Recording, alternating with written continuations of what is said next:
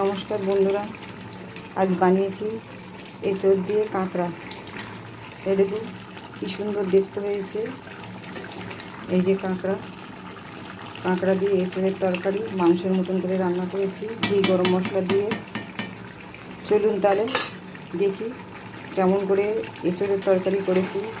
আর আপনাদের যদি এই এঁচোড়ের তরকারি রান্না করে ভালো লেগে থাকে তাহলে আমাকে একটু কমেন্টস করে জানাবেন কেমন খেলেন। Thank you.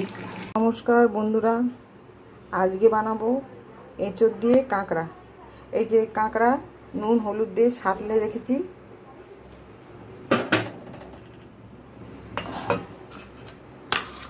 আর হচ্ছে এঁচোড় সেদ্ধ করে নিয়েছি, টমেটো কেটে নিয়েছি, রসুন আদা কাঁচা লঙ্কা এগুলো একটা পেস্ট বানাবো, পেঁয়াজ কুচানো, টমেটো কুচানো।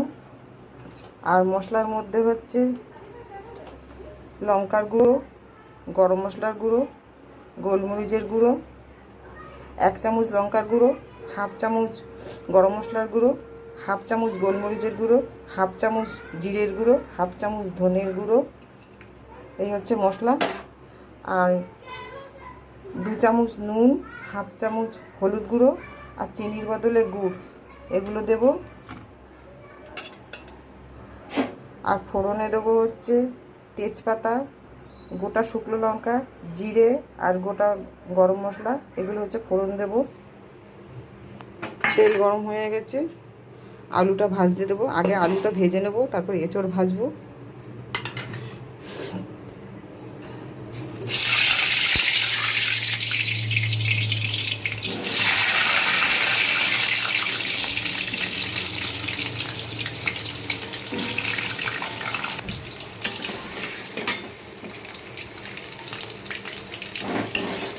আলুটা একটু ভাজা হোক। দেখুন বন্ধুরা, তেল গরম হয়ে গেছে। এঁচোড় ভেজে রেখেছি, আলু ভেজে রেখেছি, কাঁকড়া ভেজে রেখেছি। এবার এর মধ্যে গোটা গরম মশলা ফোড়ন দেবো, তেজপাতা, শুকনো লঙ্কা আর জিরে।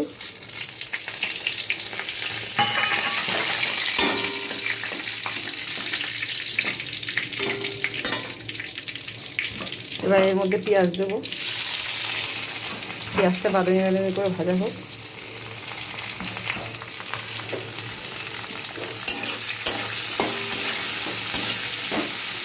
পেঁয়াজটা একটু বাদামি বাদামি করে ভাজা হোক।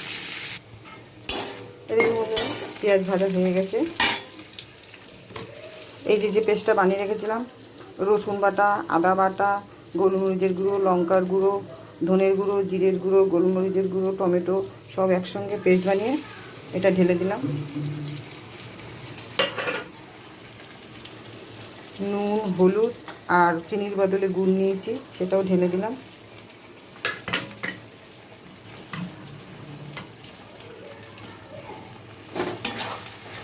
মশলাটা একটু কষা হোক, তারপরে এঁচোড় আর আলু দেবো, কাঁকড়া দেবো, একটু কষা হোক। দেখুন বন্ধুরা, মশলাটা কষা হয়ে গেছে। এবার এঁচোড় আর আলু ভাজা, এঁচোড় ভাজা আলু ভাজা সব দিয়ে দেবো।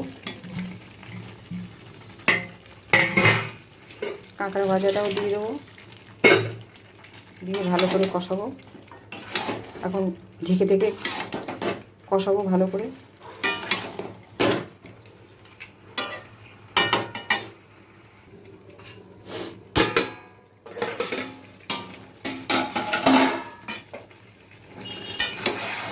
এরকম বন্ধুটা কষা হচ্ছে, আরও কিছুক্ষণ কষা হবে, ঢেকে ঢেকে কষাতে হবে।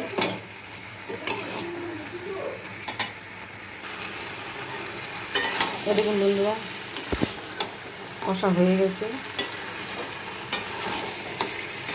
এবার জল দিয়ে দেবো। দেখুন কি সুন্দর কষা হয়ে গেছে। কাঁকড়া দিয়ে এঁচোড়ের তরকারি।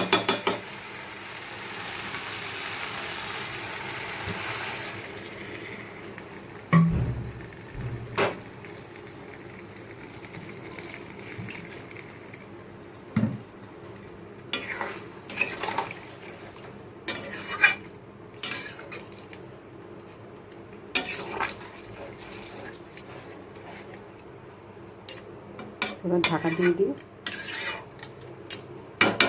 নামানোর সময় ঘি, গরম মশলা তো দিয়েছি, নামানোর সময় ঘি দেবো।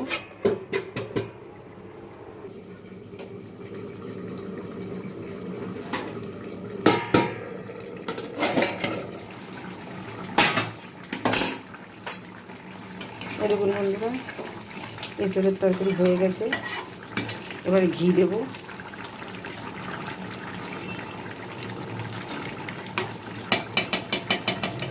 গরম মশলা তো আগেই মশলা কষার সময় দিয়েছি, এখন ঘিটা দিয়ে একটুখানি ফুটতে দেবো, তারপর নামিয়ে ফেলবো।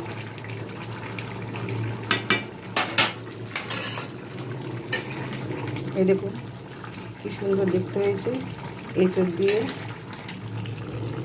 দিয়ে কাঁকড়া, এঁচোড় দিয়ে কাঁকড়া রসা মাংসের মতন করে।